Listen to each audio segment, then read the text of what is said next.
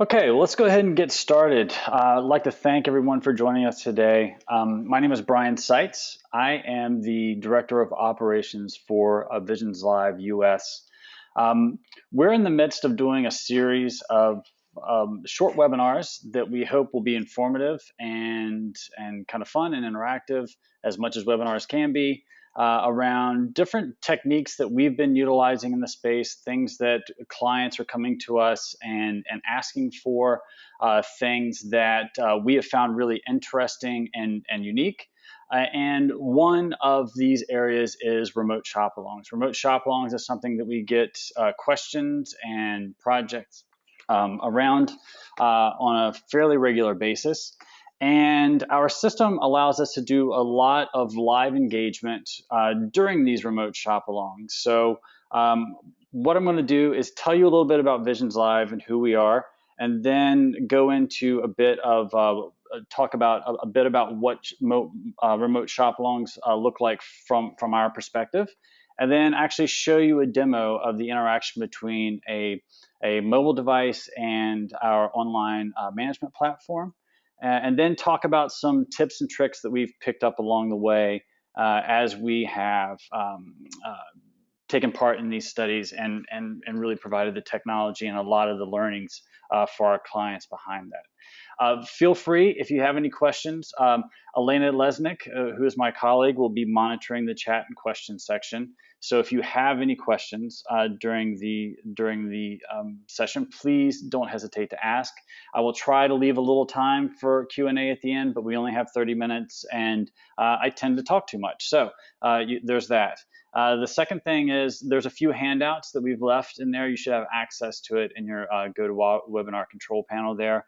And what they are is just some basic information about our mobile platform, as well as our bulletin board, which we're using as the backend system, and then a user guide for the mobile device.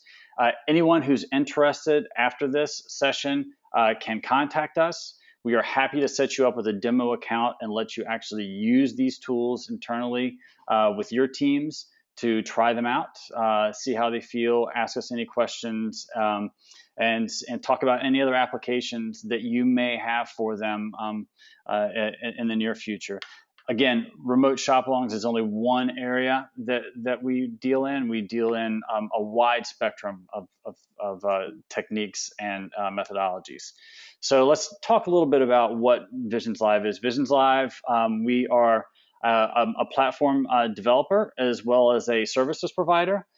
From the platform side, we develop everything from concept testing tools to the mobile app, which we're going to go through as well as live discussion groups, both webcam and text-based, and asynchronous tools like qualitative diaries and forums, as well as bulletin boards. And we really try to have a complete solution for all of your online and mobile qualitative needs. And we're always updating that as well.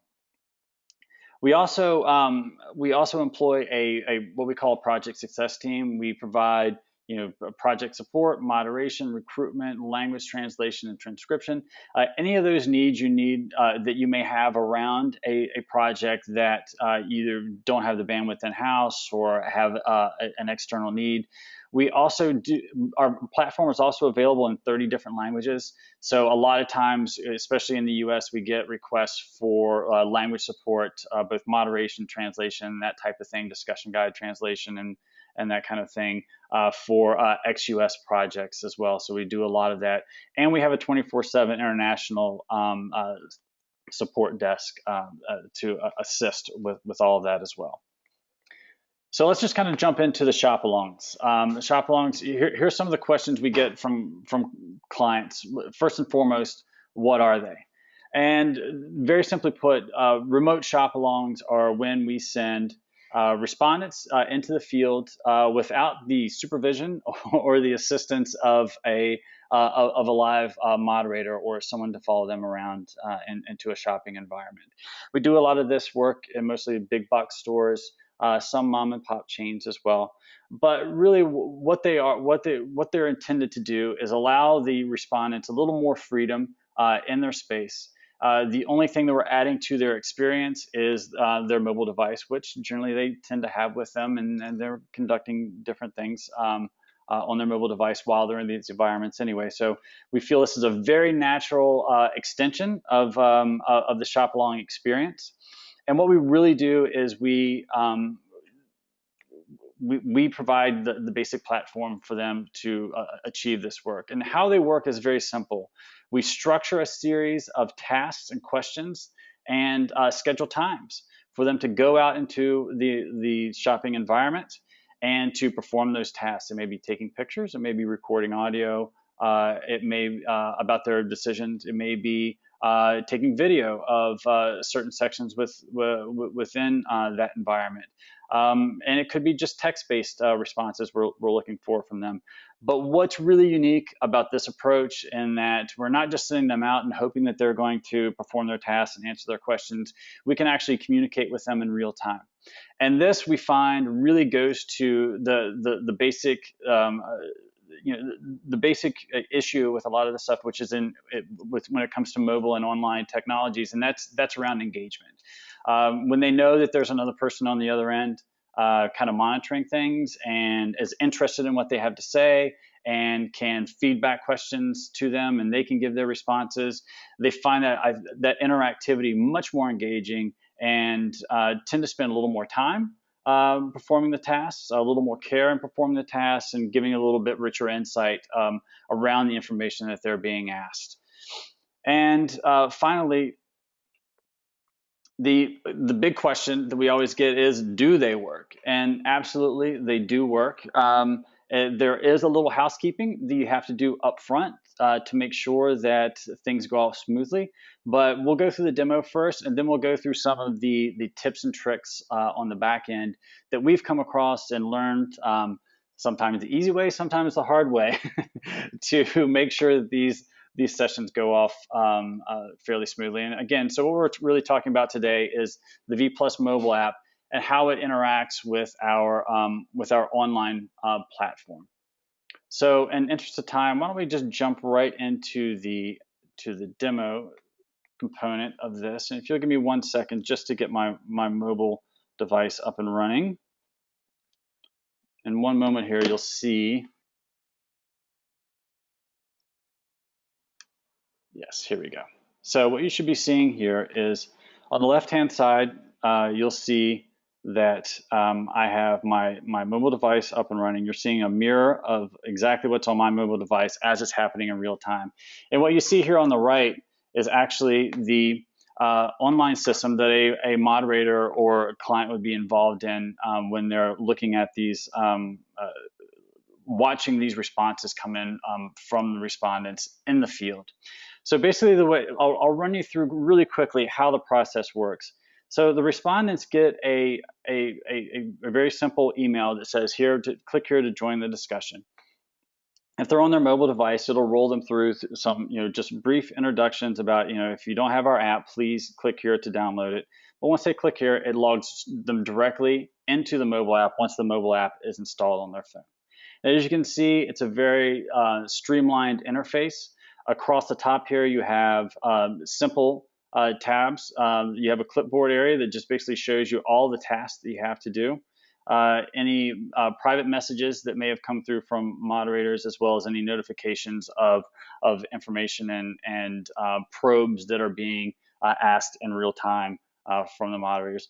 We can also do simple things like edit your profile, go through the complete navigation of the board, or run the tutorial they can run their own tutorial in case they're a little confused about the app itself. But what we'll see here is that basically the board is structured this way, and it is mirrored that way on the phone. So what we have here is a couple welcome components. We have an in-home or other environment type of section where we're asking them about their cereal habits, their family's cereal habits, asking them to take pictures of the pantry and that type of thing. And then we have in the field tasks and things for them to do while they're in the grocery store. And that's really what we're going to focus the most on today. As a respondent, and I'm back here on my mobile phone, I'm going to go ahead and just kind of take a look. I can see the navigation. I'm going to go through the task here. and just look at the different questions as they come up. So what I'm going to show you is what the experience looks like from the respondent side, and then show you what the engagement side looks like from the moderator in real time. So what it's asking me here is, when I go out to buy groceries and cereal, please take a picture of the store and describe the reasons you go to the store. And since I'm not actually in the parking lot of a store, I'm going to take a picture of my latest shopping receipt. I'm going to use that photo. I'm going to say that, and I'm going to say the reason it is because it's nearby. It's nearby. I'll send that, and then what will happen is you'll see that the app will tell me how long it's taken to send. Now it's sent, and as it was sent, you'll see here in the navigation on the moderator side that I now have one new message from that particular question that happened in real time. And what you'll see here is my text response, as well as my receipt from Shaw's. And I can, as a moderator, then go back in here and say to the respondent, is there another store further away which you prefer? And I'll submit that reply. And what you'll see is on the respondent side that I have a brand new message that came straight through to my mobile. I click there. I see the message from the moderator. I click and I say my favorite store is Hannaford. Hannaford is better. For anyone who's not in the Northeast, those are two of our biggest grocery store chains. So, and as my response went through, I can see that I have a new response here on the moderator side. I load that response, and there it is. The other thing you'll notice is that in my first response, it says I'm nearby. It has my picture, but it also has this neat little thing here, which is our GPS coordinates. It can't tell us specifically whether we're in a Hannaford or a Shaw's, but it knows GPS-wise exactly where we are, and it can pinpoint that for us via Google Maps. It also shows us the time it was posted, and as well as the location, so that we can kind of track through and make sure that people, if they're saying that they're at the Target in Falmouth, Maine, but they're actually at the Target in New Jersey somewhere, we know that that person is probably not being honest with us. So that, in its essence, is a very basic introduction to how the live interaction between the mobile app and the online platform work. The structure behind it is basically, as I said, we set up different sections and with clear instructions in each section as to where and when the tasks are to be conducted, and then we, as the moderator in a live setting, engage with those respondents. So let's jump back here to very quickly. We have about 15 minutes, and I'm happy to go back through this. If people want to go through this again at the end, that's fine. But I'm going to jump back in and talk about some of the tips and tricks around the organization of these particular types of events. So give me 1 second while my presentation returns.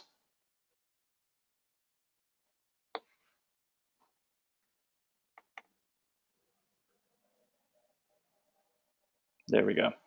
So back to remote ShopAlongs and kind of what they are. So there's concerns that a lot of clients express beyond the initial questions, and but for every concern that we have, there is an appropriate solution. So let's just talk about the first and most prominent concern that comes up. No shows on these live tasks. So if we've scheduled a respondent to come out into a location and they no show, what do we do? Well, what we found is the best way to handle this is to duplicate and triplicate schedule respondents in the same time period. So we're going to schedule these folks just like we would with an over recruit in a facility setting, for instance. But we're going to duplicate and triplicate schedule. And what that does is we have found that we can do anywhere from 2 to 4 respondents in using this method where we're live communicating back and forth. It's pretty easy to manage 2 to 4 respondents. So if 3 respondents show up all at once, fantastic. It's very easily run that way. But if only one of them shows up because another one had the babysitter called in sick and another person had a car accident earlier in the day and couldn't make it, then so be it. We can still run with one. But double and triplicate scheduling really works, and that generally alleviates a lot of the pressure around the risk of having a no-show at a particular time. Respondent engagement with pre and post tasks is also another concern. If we're doing this mobile section, how do the pre and post tasks that may be mobile, may be online, how do those exactly work? And it's really about scale and content, as well as, and I should add in here, scale, content, and instruction.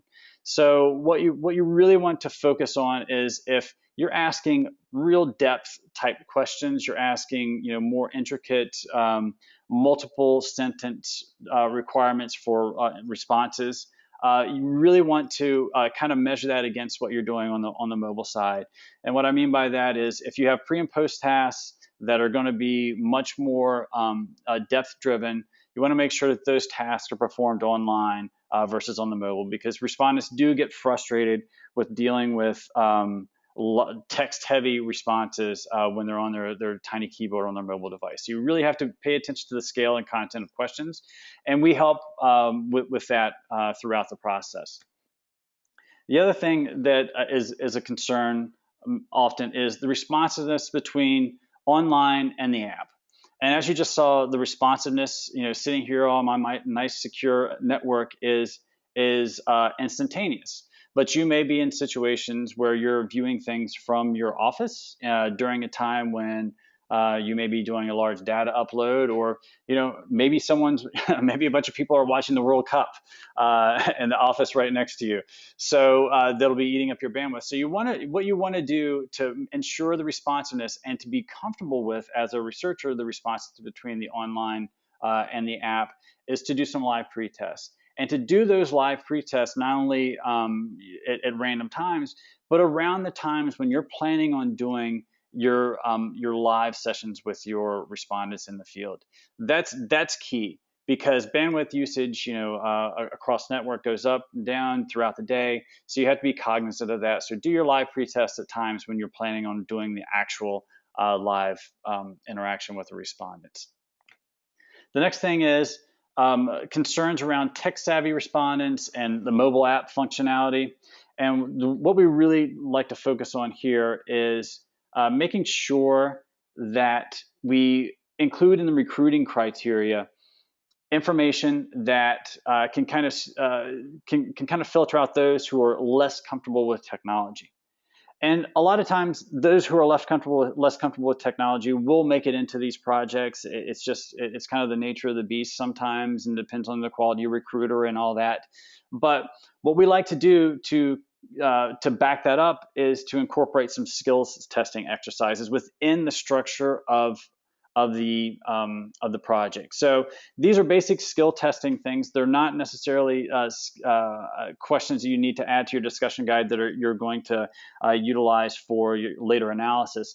These are just basic things: having them take a picture, having them record audio, having them record a video, answering questions from their mobile device via text. Very simple skill testing exercises that we can put up front.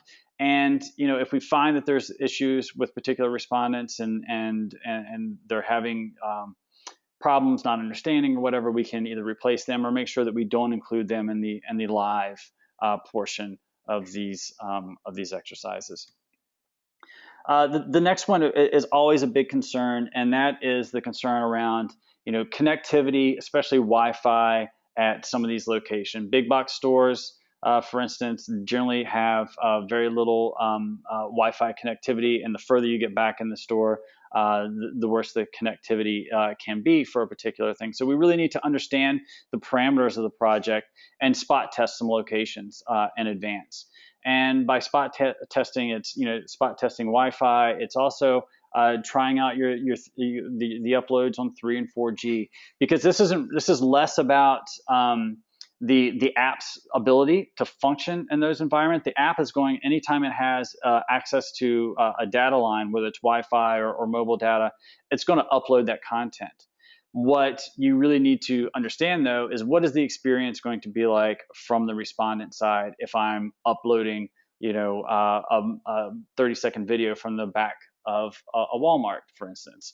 So these are the kinds of things that we need to test the locations, understand where respondents are going to be within the environment, and just make sure that that we understand the respondent side, and we're able to communicate potential information that the respondents may need in certain situations during the live portion of it.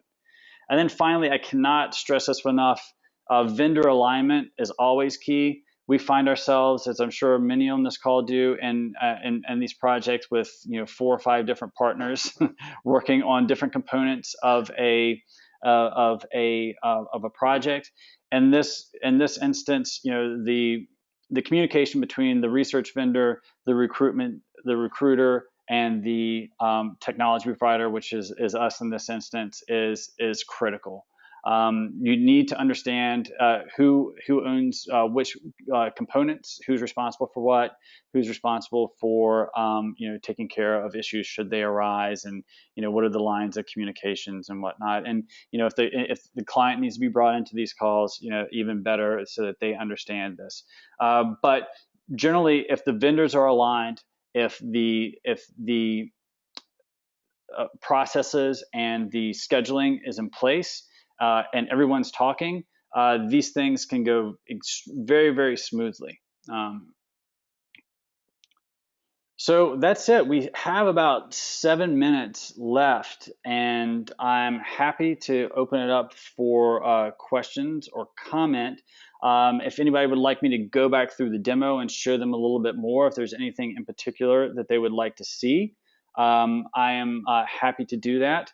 Again, I will mention that anyone who's on this call who is interested in having a demo account for themselves, please let us know, and we will be happy to set you up with a demo account, take you through a basic training course on how our tools work, all the different aspects, and give you the ability to go out and give it a shot yourself.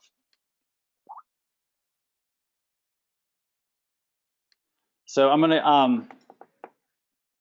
gonna read a few questions. This one's from Jeff. It says, from the consumer view, it looked like the respondent was able to see others' responses as well. So is this interactive between respondents discussion? Well, it's a great question, Jeff. You have the ability to set it up in 3 different modes. You can set it up in closed mode, which means that the respondents come into a question or a task and they only see their own response after they've responded. You can do it in restricted mode, which is respondents do not see any other responses and can't interact with any other respondents until they've answered the question. And once they've answered the question and performed the task, then they will see other responses and be able to interact with those as well. And the third way is to just leave it open. And that was in the example that I showed you. We just have it open, so when you log into the question, you see all the other responses in advance, and you're able to interact with them. Question from William. It says, how do you draw your sample? Do you have your own robust mobile panel? No, we don't have our own panel, and we find that actually is having our own panel is a hindrance. So we have gone to working with a network of about 70 providers worldwide that we draw on, depending on the criteria of each study. Everyone's a little bit different. And we're not, and again, as a company, we don't just deal with ShopAlongs. We deal with everything from CPG through healthcare. So having and maintaining a panel of our own is near impossible to meet the needs of everyone. So we work with partners. Again, from William, how long have you been doing these successfully? The mobile app was released in its first iteration about 2 years ago. We started doing these, I think, May of last year, and we've had tremendous success with them. How do stores feel about consumers taking pics? This is a question from Jeff. How do stores feel about consumers taking pics and or videos in their stores? Do you need to do anything in advance to get their permission? That's a tricky question. The answer is yes and no. I mean, it depends on how obtrusive it's going to be. We've actually, our experience has been that stores are less averse to this approach than they are to having, say, someone come in and do a series of shop-alongs and be in their store for 3 or 4 hours, following people around the store, asking them questions. That we have seen has had been met with some negativity from the stores. But it also depends on the stores and the environment that we're working in. That's really something that we have to take, Jeff, on a case-to-case basis, and have to understand what the regulations are around different stores and their policies and that kind of thing.